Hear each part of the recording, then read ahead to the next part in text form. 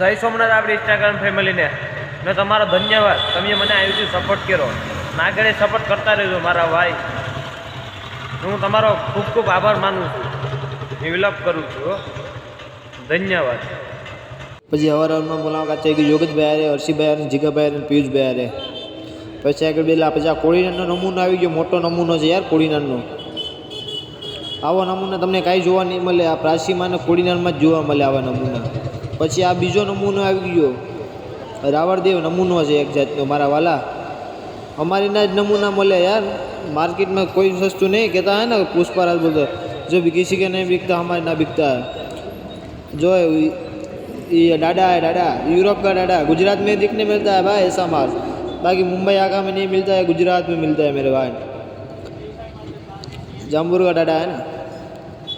પછી આવી ગયા હિતેશભાઈ ને બધી, મુનાભાઈ ને બધી કામ કરી રહ્યા છે ને આપણે બેઠા બેઠા ગપ્પા મારી રહ્યા છે, જોઈ રહ્યા છે.